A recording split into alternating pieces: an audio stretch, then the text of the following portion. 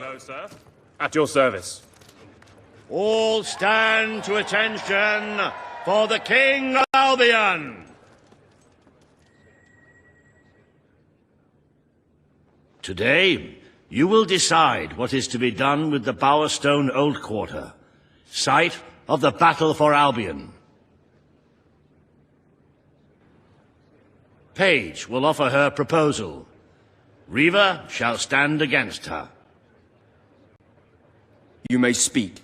Your Majesty, our victory came at a great cost to the city. You vowed to fight poverty, but our actions have made the problem worse. You must act now.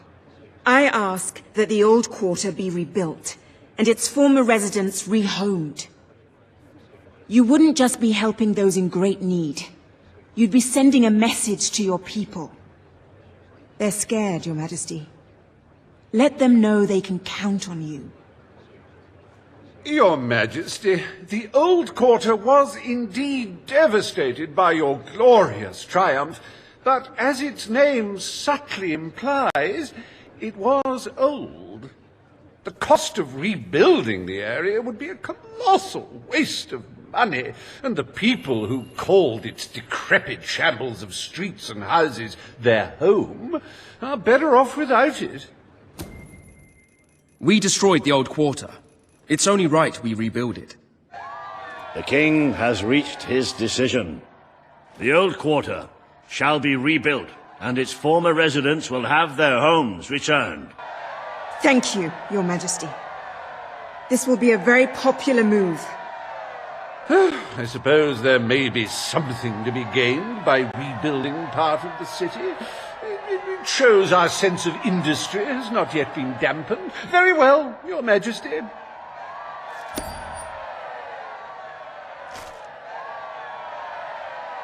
Despite the current climate of fear and great national need, Riva Industries has once again struck a blow for the honest man on the street. The sad sight of the decayed and war-torn old quarter is no more. We are proud to present the new old quarter.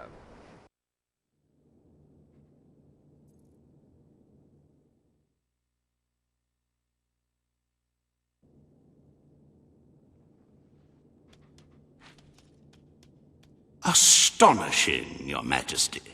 So early in your reign, and already the treasury is replete. I cannot recall seeing a more beautiful spectacle.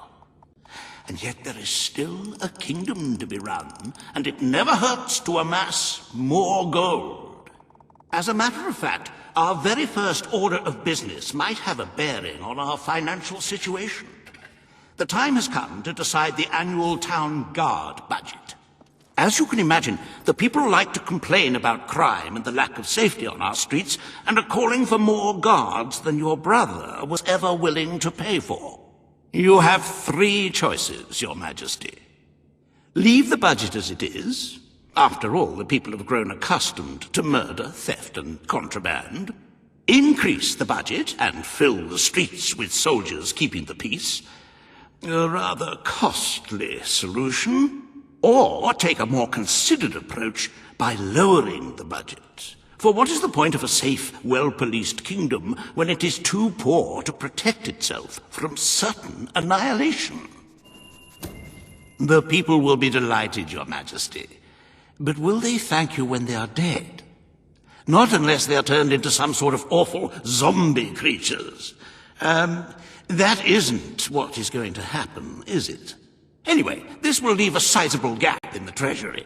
Unless you can cover the expenses out of your own pocket, I'm afraid we shall be in dire straits indeed. Let us now turn our attention to the rest of today's business. Here is the royal schedule I have prepared. As you can see, you have a busy day in the court, but a tremendously enjoyable one. Decoration is a passion of mine, and I simply cannot wait to see your choice. The interior designers await you in the throne room.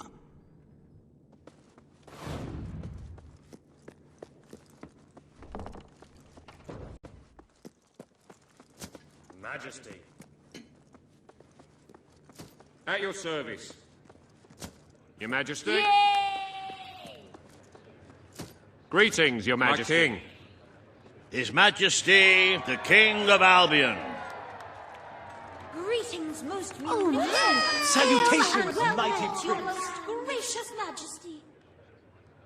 Today you decide on the decor of the castle. Two of Albion's greatest interior designers have come to present their suggestions. You may speak. Your Majesty, I am Herman Worthy, and I have a design in mind that will blow your little royal socks off. Imagine a celestial scheme capable of lifting the shadows that haunt these halls. A fabulous balance of serene hues that announce to the world, I am a strong, virtuous leader. Hear me roar. But also, look how pretty my home is. You are an enlightened king. Let the heart of your castle be enlightened too. Celestial? I wish this to be an enlightened castle. Oh, fabulous, Your Majesty, fabulous! Your castle will be a vision of purity. And what's more, fashion and good taste must choke down their nausea.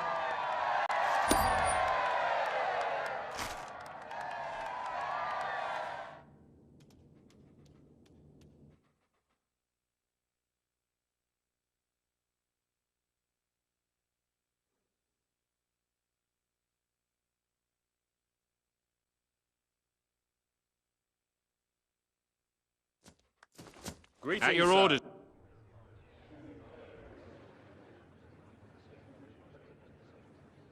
Today you decide on the future of Aurora, Your Majesty. Kaelin will speak for her people. Riva will dispute her cause. You may speak. I am here to seek the protection you promised. It is too long since my people felt safe, or knew of life without suffering. We were honored to join your fight to claim Albion. Now it is time we joined your kingdom. Do what your brother failed to do. Help us to rebuild Aurora and protect it as you would your own land. There is nothing so noble as embracing other cultures, and I, for one, could not be happier to count Aurora as part of Albion. But surely they must work for that privilege, and I happen to know just how to put them to good service. There is an abandoned mine in the Auroran desert that holds enough materials to benefit the whole kingdom. Let us employ Kaelin and her people to gather what resources there may be. That can be their payment. You are talking about forced labor. Well, let's not get bogged down in semantics. It's a fair transaction. I will keep my promise. Aurora will become part of Albion, and its people will be our equals in every way. The king has spoken. Aurora shall be rebuilt as part of Albion, and equal to every other part of the kingdom. Thank you, Majesty. You have proven to be a man of honor. Aurora is proud to stand at your side.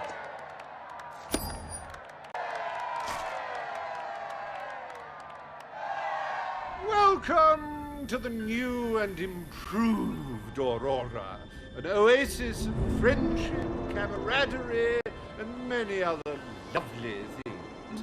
Visit the city that Riva Industries rebuilt from sand, stone, and corpses. Enjoy the sunshine, the odd local customs, and the heavy soldier presence. Aurora, a light blooming in the darkness.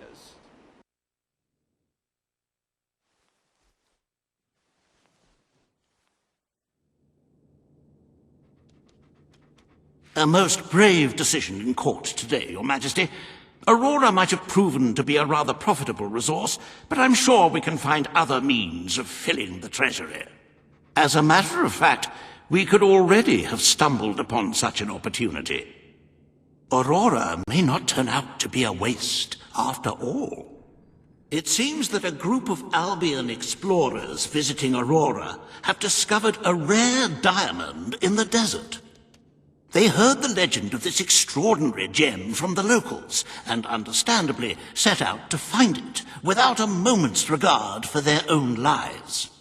Which may go some way to explaining why only one of the explorers returned in one piece. He came back empty-handed, speaking of the hideous desert beings protecting the treasure.